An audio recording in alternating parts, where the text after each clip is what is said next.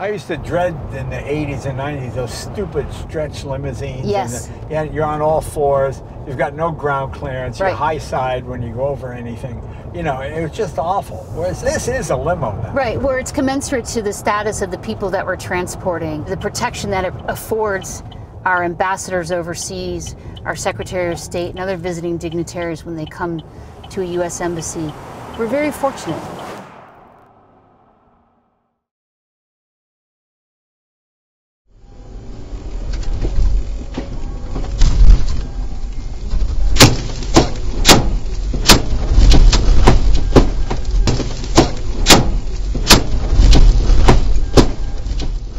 Welcome to the episode of Jay Leno's Garage. Something kind of special today. You might remember, a little while back, we had the presidential limo here with the Secret Service. They told us about the car, what they could tell us, what they couldn't tell us.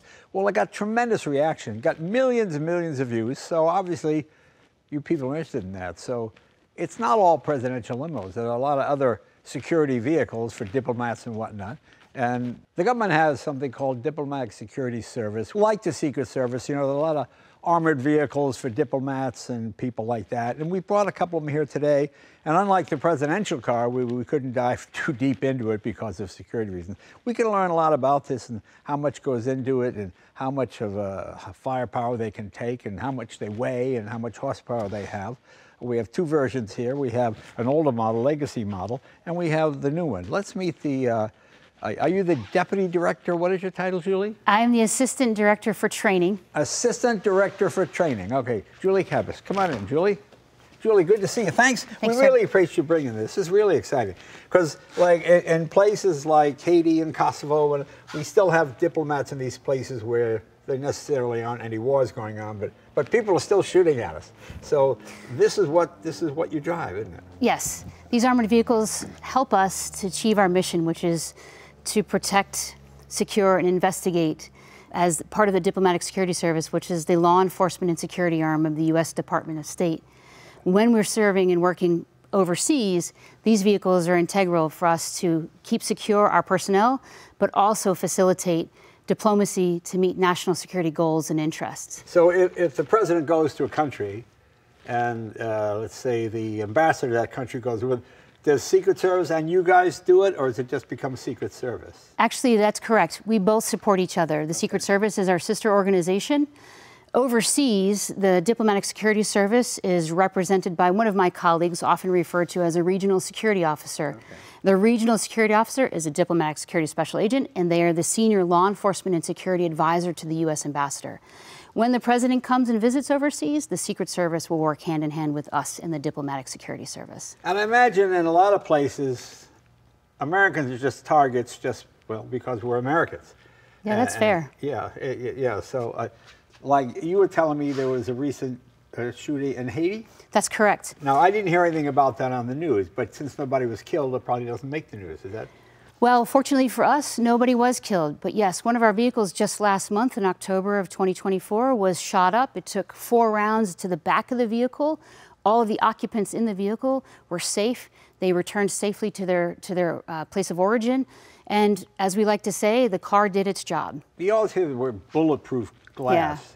Yeah. It's not really bulletproof. It just kind of slows down the bullet a little bit. Well, I think a more appropriate term would be ballistic resistant. These vehicles are designed to provide 360 degrees of protection. So you think about windows, you think about the body, all of that is built out in such a way as to be very mindful of the occupants and survivability. Ballistic resistant, though, is probably a better term than bulletproof. Yeah, I just like that term. Yeah. It's like it doesn't stop, it retards progress. Right, perhaps, that kind of thing. Yep. Now, because on TV you always see bulletproof glass and the bullet, but if you fire enough shots at a piece of bulletproof or bullet-resistant glass, will it eventually give way? It's not as strong as steel, correct? That's correct. And I think there's always, with any type of protection that you're afforded, there is a test, a failure, a point of failure. And while I think it's important to know that these vehicles are designed to keep people alive, they're also designed to keep people moving. Right. And our job is not to sit there and take that attack. Our job is to recognize the attack, keep moving, and increase the survivability of all the occupants of the vehicle. Now, I imagine if I was a bad guy and I was shooting at the vehicle, I might shoot to the front of the grill to kind of disable the radiator. Do you have things blocking the radiator so it makes it tougher in front too? I don't want to give away all of our secrets. Hold on, I got you. Yeah, but I will say that these vehicles are designed to keep moving. These vehicles are built so that even while under attack, they're going to get us where we need to go, because the most important thing about about these cars is keeping the people inside alive. Now, have you had situations where it gets back to home base, for lack of a better term, and you can't believe how much firepower? Yes. Yeah. Yeah, absolutely. I would think back to just over a decade ago, some of the attacks that these vehicles withstood in Pakistan and in Yemen. When you take a step back and you realize what the car has been through and the fact that the people in the vehicle walked away without any injury, you are, as I was when I was running this program a number of years ago, was just overwhelmingly grateful and duly impressed with the fact that these cars performed as well as they do. Yeah, it's like being in downtown LA. There's so much firepower, isn't it? Yeah. I don't live out here. I'll take your word for it. Take my word for it. Take my word for it. Because I remember you said this one took a bunch of shots through the rear, but it didn't even break the glass. No. I mean, but you could tell the glass had been hit. That's correct. A dent or an indentation or yeah. Yep. But it's not glass, is it? It's the kind of super plastic, is it? Yeah, and that's where that ballistic resistance comes from, and how you can evaluate the effectiveness of it is through the way in which it stops the attack, as it were, or stops the projectile. Now, how about tires? These are run flats? These are run flat tires. These are heavy duty tires. I would say that 90% of our issues overseas, if these vehicles were ever in an accident, is due in large part to the fact that perhaps the tires weren't up to snuff. We recommend and really encourage folks to spare no expense when it comes to the tires of these vehicles. They're your shoes, right? You want good shoes. What do you say, folks? Can private citizens buy these vehicles? No, they can't, but our colleagues overseas who are utilizing these vehicles, whether it be in Africa or in the Middle East. You mean other governments? Other government, yes, other government You don't personnel. want retreads on No, this. not at all. No used tires, please. Now, how does that work? Do you take a finished car off the line and then tear it down, or is the chassis dropped off at your facility? How does that work? Well, I think that's a fantastic question for my colleague Brady, who's the chief engineer on this project, to answer for you. So I'm going to ask him to come in and take that one. Brady, come on in. How you doing? Good. How are you? Good, good, good. Nice to see you. Thank you. Well, this is pretty cool. How many of these vehicles do you do a year, would you say? So the Department of State, the Diplomatic Security Services, procures on average about 200 armored vehicles a year. But new ones a year? Yes. And how many do you lose a year? It's roughly a one-for-one swap, although the number kind of increases. The cost of these vehicles is so high, we're trying to stretch the life cycle as long as possible. And obviously in fiscally restrictive times that we're in for the government, the longer we can get out of these cars, the better off we are. Now, obviously, you've got to put bulletproofing in places we wouldn't necessarily think. Do you take the vehicle off the line and then you just buy a Suburban, strip it down, put your pieces on, or do you get just the raw chassis from? So these two vehicles kind of represent two different processes. Mm-hmm. This vehicle is a 2019 Suburban. It was what GM would call the K2 line. This is armored by a third-party armorer, so they buy the base vehicle, which is like you go to the dealer and buy a normal Chevy Suburban. These are 2500s or 3500s. Mm-hmm. Those armorers would basically strip the entire interior out, all the way up to the firewall, everything, line the entire thing with armor, and then they put all of the interior components back in. So that's not your people doing this, it's a third No, party. these are third-party companies that we pay to do this. Oh, but you inspect them, make sure the armor is up to snuff? And yes, we Department of State and Diplomatic Security Service, we have a very regimented quality assurance program. The first inspection is conducted when the company purchases the car. Right. Really what you're looking for there is, hey, did they buy the right color? Did they buy the right fuel type? Did they buy the right configuration in general? The next inspection we do is what we call a tack weld inspection. Right. Because of the way steel is really the best suited armor for these vehicles and the manufacturing techniques that are used. Once they line the car with steel, before they go down and fully weld everything, we have certified weld inspectors that will go there, check all the fitment of every little little piece of steel in there to make sure there's not any gaps, no vulnerabilities for us. Right. We do a third inspection after they fully weld it. So they're really looking for weld quality, not necessarily fitment. And then our fourth inspection is after they reintegrate all the OE equipment. Now you said fuel types. Do they ever use like JP8, that military fuel? Or is it just gasoline or diesel? Usually just gas or diesel. We do have, because of some of the places that some of the locations we operate, we do have a requirement for high sulfur diesel. Right. And that's becoming more and more of a challenge because most of the commercial diesels are made for low sulfur or ultra low sulfur. Right. So this particular, the Suburban Shield behind you, one of the variations we have of that is a diesel. Okay. And it can burn high sulfur. So a lot of the emissions and the after treatment components are not in there. Now, are these mostly short-term vehicles since that they put 100,000 miles a year on? Is it mostly 50 miles a week or 20? It's mostly from the embassy to the restaurant to whatever. You know what I'm saying? It really would depend. Yeah. Domestically, our armored vehicles that we use to support visiting foreign dignitaries and designated members of our government, those will tend to have more mileage on them because they're getting used every day with regularity. Overseas, you know, a vehicle that might be assigned to a U.S. ambassador who is out and about doing their thing, you could rack up some decent mileage on the vehicle.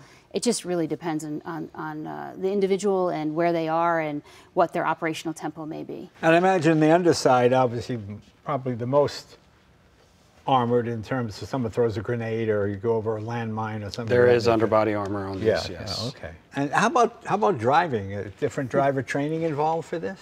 Yes, vastly different.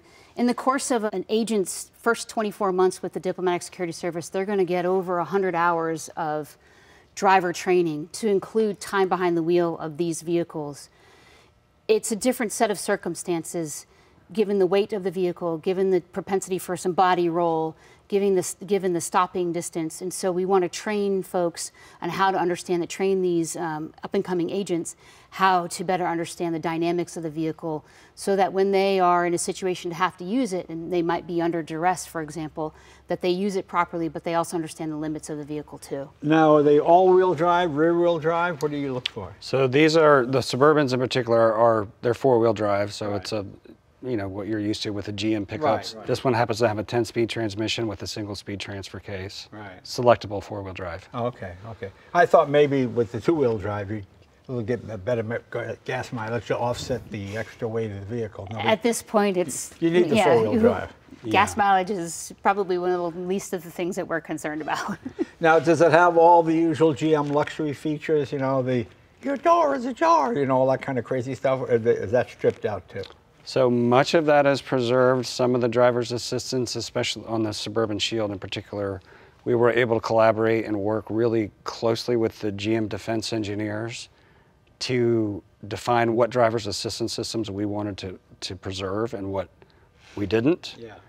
It's actually been really nice because typically with like a third-party armoring car, we don't have that luxury. They just don't have the reach back to get back to the OE manufacturer to get the coding, to get the software.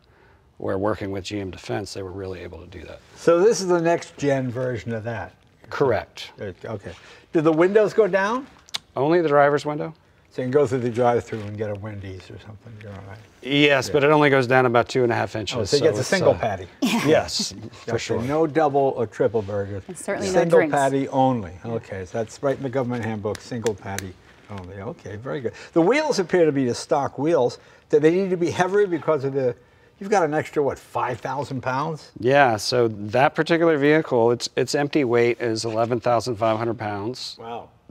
Fully loaded up, you're at 12,850 pounds. Those wheels are off of the GM, the General Motors heavy-duty truck line. You see they're 8-lug wheels, not 6-lug. Oh, that's right, they are 8-lug. Look at that, yeah. Which isn't apparent to a lot of folks. They just don't notice. Yeah, I have to admit, I didn't notice. Yeah, so this vehicle was fully developed from the ground up. It does have a lot of components that are gathered from other platforms that GM makes. The brakes came from from the new Hummer EV platform. So a lot of people don't realize how heavy that car is, but it is a very heavy car because of the battery packs. Okay, I come in, I want to get one of these because I live in a bad neighborhood. Can a civilian buy this package? No, they cannot. No, you can't. Oh, it's government only. It's government only, yes. Oh, God. All right. Would you like to try to open that door? Watch your hands. Boy, that's a heavy door, isn't it? Oh, well, it's got some assist, doesn't it? There you go. A little bit. Well, actually, it looks pretty standard. I thought it'd be really restricted because I know in the presidential limousine it's like this, you know. But obviously, the diplomat is not as important as the president. Well, you have to remember, an ambassador is the president's personal representative to a country. So we like to think that they're very important. Boy, that's a heavy door. That's a heavy door. But it's pretty. And what does one of these cost to do? Is that something you can reveal or no? No. No, oh, you can. Okay, so it's the government, whatever it is. Yeah, whatever it is. Your average production line Suburban is about $80,000, and so it goes up from there. And bulletproof armor is not inexpensive, obviously, and it's got to be tested. Yes. Is it a grade of steel over and above what, quote, the average person could purchase, or is it just good steel? You know what I'm saying?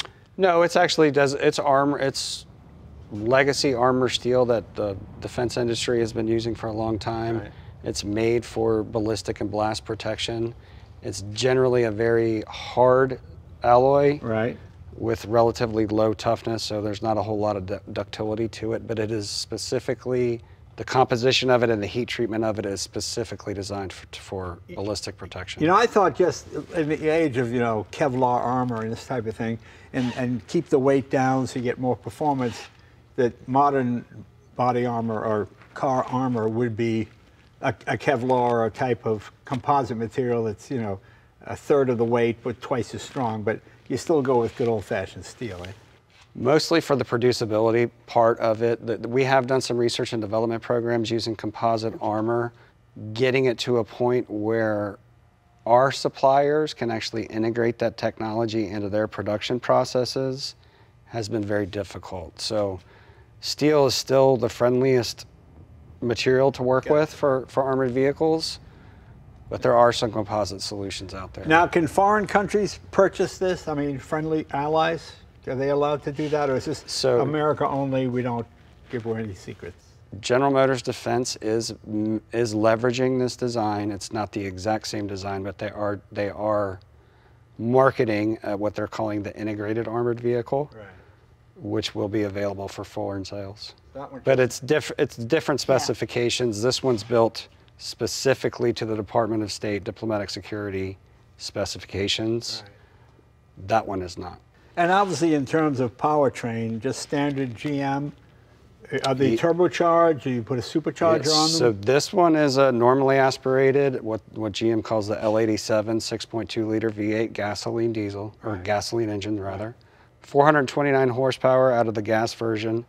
The diesel version is the smaller Duramax diesel. It's I think it's a straight 6 3-liter diesel, makes about 300 horsepower. Oh, so that can pull it okay. It can, and they also have the new GM 10-speed transmission behind both of those power plants. And how about suspension in terms of hand? Obviously, it carries its weight low, so you're not as likely to flip, but still. Well, actually, the CG on armored vehicles, the center of gravity on armored vehicles in general, tends to move up because you have the glass at this height. And the roof structure in case it rolls over and all that. So it tends to move the center of gravity up any armored vehicle. Well, before we take it next door, put it up on the lift and see some of the armor underside. Can we open the hood and see? Sure. See how stock it looks? Okay. Yeah. Of course. And they all black, by the way? Always black? No, we can order in different colors based off of need or special requests. So, for example, our protection vehicles that we assign to our offices in hotter climates, they may prefer the white color. Oh, okay. Yeah. So we do have the option to get different colors. As with most of the modern cars, there's a lot of plastic. Yeah, but it looks just like any GM vehicle. I wouldn't know that this is anything special from here. I'm just trying to think. There's no way with a bullet you could really hit the. Well, this is. Well, oh no, this is metal. That is armor there. Yeah, this would be plastic in a normal Suburban vehicle, Yes. wouldn't it? Is this? No, that's just your air That's cleaner. your typical, yeah, your intake. Did these undergo a lot of damage here? I mean, if it's been hit by bullets, does it ever like, oh, it's a total, it's been hit too many times? Does that kind of thing happen, or you always take them back and fix If them? it's a ballistic event, i.e. bullets, we can replace and repair almost anything on these vehicles. Right, okay. Usually if we're talking about a blast event, it's a different story. See, I like that it's a ballistic event. Somebody tried to shoot you in the head. No, that was just a ballistic event. So I just like the government talk. It's fabulous, very cool. But we try to get a number of years out of the vehicles. So Yeah. we don't take it lightly that a lot of time and effort has been placed into this research and development and the ultimate product being this vehicle. So the idea is that while they're designed to keep people safe, we also would like to keep them on the road for a while. Yeah. Does armor have a strength sense in the sense that if, 50 bullets have been fired here, is that piece of armor replaced, or is it, no, it's still durable? I mean, does it weaken, you know what I'm saying? If it's taking hits, does it? The steel armor, if you repeat it, it takes a significant number of shots. Yeah. Okay. That's not true with the transparent armor. I mean, like Yeah. you guys were talking earlier. Right, okay. That's a little different, but the steel is, you can put a good number of bullets right, very close proximity to each other. Now the bullet-resistant glass, is it glass or is it plastic? It's a composite. Okay. That's exactly right. It's Right. actually, it's laminated glass and plastic. So, there's it'll a stack. crystallize before it breaks. I mean, Correct. Yeah. It will shatter, but it will shatter to where you're looking at it. It will look shattered, but it's not necessarily going to cave in or fall apart, or there won't be a penetration through it. Right. But as the projectile penetrates those layers of glass, you'll see it shatter out. Well, let's take it next door, put it up on the lift, and we'll show you what the undercarriage is like. And yeah, this is kind of cool, because when we had the presidential limo here, for obvious reasons, we couldn't do it, but who cares about an ambassador? So let's, let's see what we got. All right, well, let's take it next door.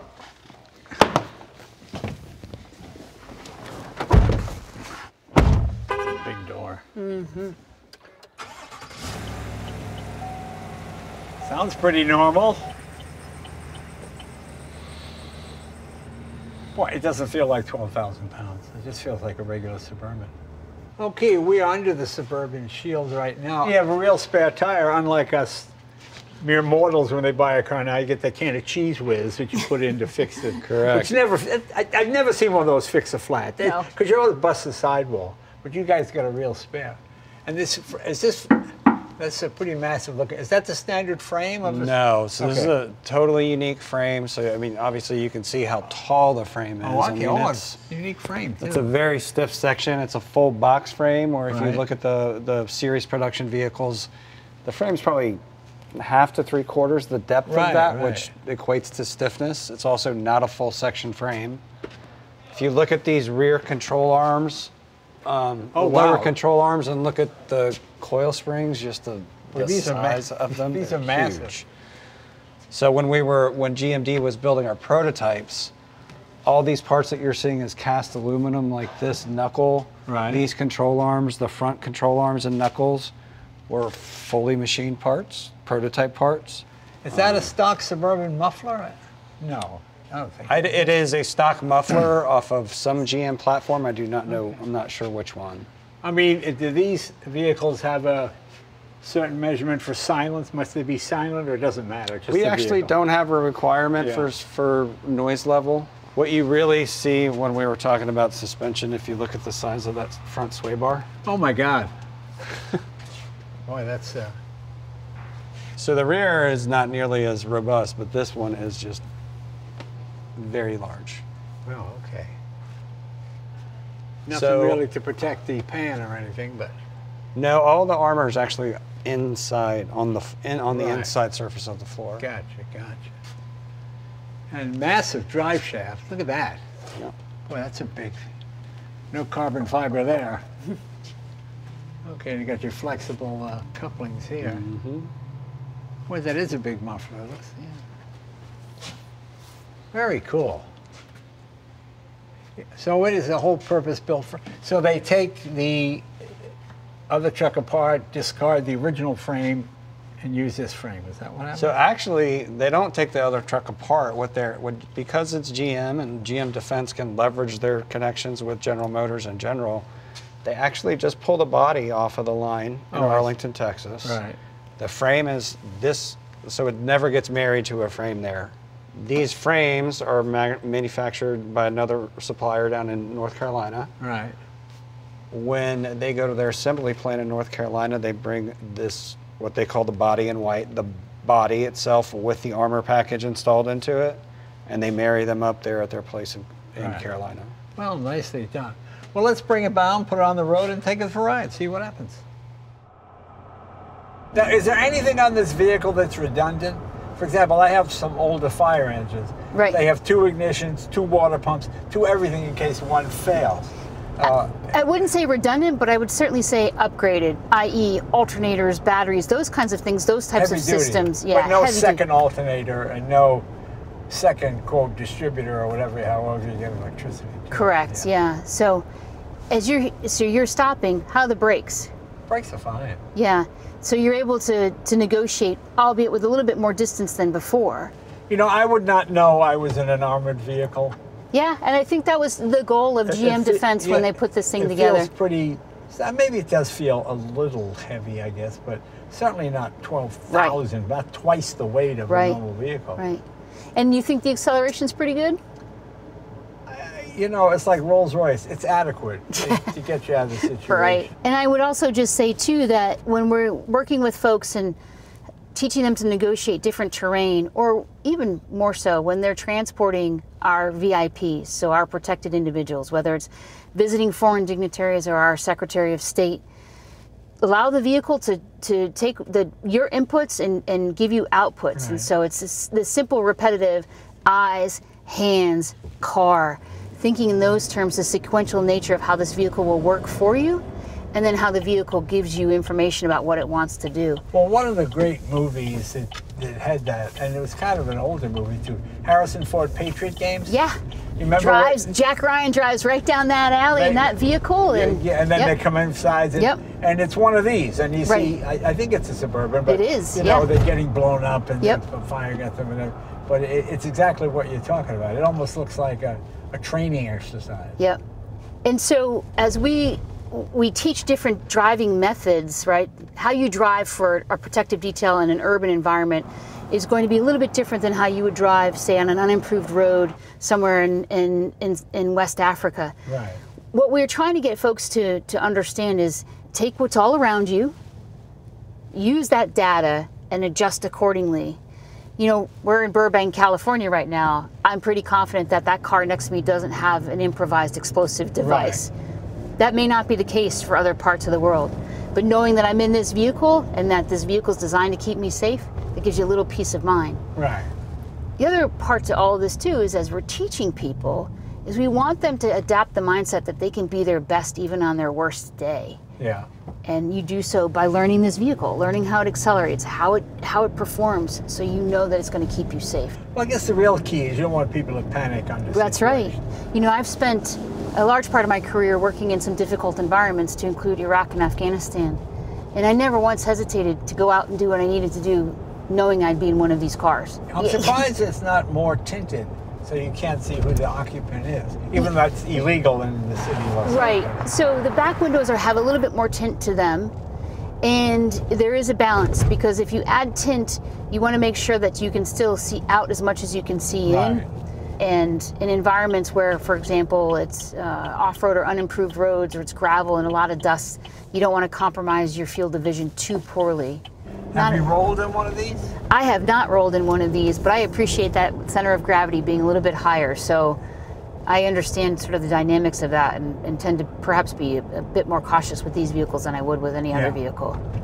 Well, the nice thing is, compared to the old days, you've got this built-in roll bar. This C-pillar is incredibly strong. That's right. You're not going to, the old days it'd be flat as a penny. Now you go down the 405 freeway and see a 60-year-old next to a cobbled up ball. Hey, Daddy, I had an accident. Can you come get me? You know, and you're fine. So that's right. And a credit to the auto industry for recognizing that's really an imperative these days, especially when you combine it with speed. Oh, yeah. Yeah. But again, as as an agent goes through their career for the Diplomatic Security Service, and as you gain more experience, whether you're driving our foreign dignitaries that are here in the United States or you're driving overseas, we see people tend to push the limits a little bit more, and we gain some data from that. But in the end, I kind of expected to see a front screen here. Yeah. So I could see if there's a briefcase-sized thing in the road, I mean, I'd look out the window too, but, this might pick it up. This vehicle is not yet equipped with that technology, but a vast majority of our vehicles do have that level of technology, whether it's additional technological advancements to help mitigate threats from roadside bombs, or it's cameras to detect those threats before they become a reality for us. Have you ever had a vehicle stolen? In my recollection, no. I don't recall one being stolen. Because the other thing is, when you're using these vehicles for protection, they're usually under 24/7 surveillance. Right. So it would be difficult to steal one. But just as the key was in this one, there's a tendency to leave the key in it. Very true. Someone gets in, locks the door. Well, you're not going to shoot them out of the thing. No, absolutely not. But we're definitely going to do our best to get that vehicle back. But usually if the key is in the car, someone is with that car. So what do you think? Is we're hitting a little bit of... it feels just like a standard GM Suburban to me. Yeah. I mean, if you have one of these and you were pulling a trailer, boom, you'd have exactly what you have now. Do you feel like the braking is any more challenging than in a normal vehicle? Let me hit the brakes. Hold on. No, brakes are good. Yeah, I'd say so. I'm surprised it grabbed after a millisecond after I had met the pedal. It grabbed again. It grabbed a second time. Yep. I'm curious why it did that. That's probably just the sort of electronic conversation between the brakes and the vehicle. It's the pulse. Yeah, and the pulse, and then of course with that extra weight, it's probably reading that there's still forward momentum with the vehicle, and then trying to slow it down. That's what I mean. You could feel the anti brake trying to defeat. We slid for a millisecond until the anti-lock brake kicked back. in. So. All in all, as we learned our lessons in building these vehicles and how we train for these vehicles, really it's about the improvements and then getting comfortable with the improvement. A little more body roll, a tighter turn, not too bad, low speed. But it's an impressive story that we have with the evolution of these vehicles and how we've been very fortunate with them. And of course, these tires aren't meant to grip. Yeah. They're meant to have a rolling hardness, so you're gonna slide a bit more. Yeah, that's right. On pavement. But it's really, I don't think anybody would know the difference. They just think, oh, this GM car feels a little heavier than this. Right. But I thought it would be just a huge slug, but it's not. Yeah. I mean, of course, you got the 10-speed transmission. It helps, yeah. So as you think about when you first started driving, if you were handed the keys to a vehicle like this, would it have been intimidating to you, or would it have been somewhat of a challenge for you? Well, when I was a kid, I worked at a Rolls-Royce dealership delivering Rolls-Royces. There you go. That wasn't intimidating because I was so stupid. What are you going to do? You're right. I can't pay for it. It's an accident. Right. Well, one day I was delivering a Rolls-Royce, and I pulled into McDonald's, and I got a hamburger, and I'm sitting in traffic, and I'm doing the ketchup on the burger. Oh, no. And the guy in front of me stopped and it hit me in the face. Right? Oh, no. So now it looks like blood on my face. So I got out of the car, he says, "Were you okay?" She goes, I'm like, oh! She starts screaming. I go, "No, it's ketchup." Ketchup? What's this, a joke? No, I said, "No, I was eating a hamburger." It's just a nightmare. Just a nightmare. Well, fortunately, hopefully, you didn't get anything on those beautiful leather seats of the Rolls-Royce, right? You think about that and say the 27 other platforms that we've fielded over the course of our time with this armored vehicle program that we run. It's comfortable. It does its job. No, it's perfect. It's so much better. Yeah. I used to dread in the 80s and 90s those stupid stretch limousines. Yes. You're on all fours. You've got no ground clearance. You're high side when you go over anything. It was just awful. Whereas this is a limo now. Right, where it's commensurate to the status of the people that we're transporting. Right. It conveys the importance of who they are and what they're doing and why they're here.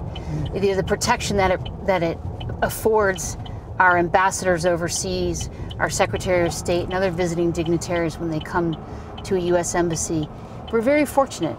You didn't apply to Secret Service first and then get this, or? No, we're wholly separate from the Secret Service. It's two different application processes, and What made you choose this one? because of the overseas element that it provided. you like being I liked being overseas. overseas, yeah. And I liked the work that it was going to allow me to do because of our three primary missions, which is to protect, to secure, and to investigate as well. So we are very fortunate in that regard, in the sense that we have a very unique role to play in our disposition as a federal law enforcement agency. And do you have any law enforcement powers overseas? I mean, Yes. Can you make an arrest? As it relates to American citizens and any type of crimes that they may commit in relationship to an embassy. So if, let's say, an American tourist was robbing people, yeah, if you could arrest that person? Well, if they were under investigation, let's say, for example, you have a fugitive on the run that the United States Marshals is looking for. Right. The U.S. Marshals would reach out to us and say, we're looking for this individual. Can you help us find them? The last time we heard, they were in country X, Y, or Z. Right. And we'd say, sure, we'll give it a shot. And if we find the individual and we've helped out the Marshals, it's been a great day for us. Right. So we do have some authorities that allow us to execute American law as it relates to Americans overseas if it's extraterritorial judicial. Can you detain foreigners? Largely no, but we would work with our host nation. There was a recent case, an individual in Boston, a Kenyan national in Boston, was accused of murdering his significant other, and then he fled to Kenya. Yeah. We worked with Kenyan law enforcement to find that individual and then return them to the United States to stand trial. Something similar to that would work. If you're in a foreign country, let's say you're being threatened by foreign terrorists, Sure. Can you arrest, or do you have to turn them over to the local country's authority? So we would work with the host nation to apply their laws for their citizens for what they may in fact be doing at that time. However, if there is a terrorism nexus, if there's something that is a direct threat to the United States, we can open an investigation working with our other law enforcement partners to do so. Terrorism is an interesting phenomenon because it really transcends borders. Right. And so there's ways to draw a nexus to the United States. And if it requires us to enforce our laws in order to protect our citizens, we will do that. Yeah. But can you investigate terrorism, or only just the aftermath or immediately happening? You know what I'm saying? So yes, we can, but that largely falls to our other sister organization, the FBI. But we will collaborate with them. We have DS special agents that work in conjunction with the FBI on their Joint Terrorism Task Force, and we support the FBI's presence at our U.S. embassies for terrorism investigations. Well, that's right. I guess the FBI is. Yeah. They do have powers outside the continental United States. But it's all about relationships, as you know. It's about having the wherewithal to build and develop those relationships in a host country, so that they see our priorities as their priorities too. And then from that, we're able to run joint investigations together for the same outcomes. Like they don't do any feet on the ground stuff anymore. It's all... I think it's safe to say that so many law enforcement agencies, our mandates have expanded, and so it's a lot about resources. Right. Yeah, and how we prioritize what we need to get done. So are you on the road all the time? Your home base is where? Is it Virginia? Yeah, I'm in Northern Virginia. I mean, how often do you get to sleep in your own bed? Are you fairly regularly? I mean, my job as the assistant director for training keeps me largely domestic, and I don't mind that right now. Given the fact that I've got 3 teenagers and all that fun stuff. But one of the best parts of my job is I'm able to travel down to Blackstone, Virginia, which is in South Central Virginia. It's the Diplomatic Security Service has a 1,400-acre training facility on the backside of Fort Barfoot, which is the Virginia National Guard Center. That's where we train not only our special agents, but our foreign affairs colleagues, and prepare them to go overseas. And if you're ever interested, I'll give you a standing invitation to come down and have some fun driving down there. We'd love it. Our history with armored vehicles goes back to the Cold War, and they were first sort of brought into the mix because we were trying to find ways to acoustically attenuate sound so that conversations, the ambassadorial conversations and other high-level conversations couldn't be spied on by the Russians. Right. Well, years later, and following some events in East Africa in the late 90s, and of course 9/11, we really had to look at how we were using armored vehicles for the safety and security of our personnel. And there's a history and an evolution there that's, you know, in the government had never been seen before. So our growth was exponential during that period of time. And we really invested in how do we mitigate threats, substantiating the armor that we used, really just in looking at the car itself and figuring out, pushing the car to the limits of what could be done in order to build the best possible vehicle that we could. And that also included adding a lot of technology to defeat a lot of the threats that we were seeing. And the end result of which is this collaboration on this vehicle here with General Motors Defense. Corners. There you go. Little roll there. Not much roll at all. We'll put our foot in it right here. And all right, let her rip. Not bad, huh? So young people watching this, what are the qualifications? Obviously you have to be a high school graduate, preferably a college graduate. You have to have your college degree to become a diplomatic security special agent. Right. You got to come into it with an open mind because we're going to teach you a whole heck of a lot. Right. You've got to understand the role that the U.S. plays in the world and understand that diplomacy matters. We're going to test you on a lot of skills, but we're going to teach you all those skills before we test you. Right. And you know what? Just have a sense of adventure because, well and truly, this career that I've spent almost 26 years doing has really been a choose-your-own adventure for me. So, in your profession, yeah. Are you not allowed to have a political opinion, or not encouraged to share it? Or does that make any difference? That's a great question because, you know, every 4 years we go through a transition in the federal government, and we're embarking on one right now. We are apolitical. We serve at the pleasure of the President of the United States, but we serve apolitically.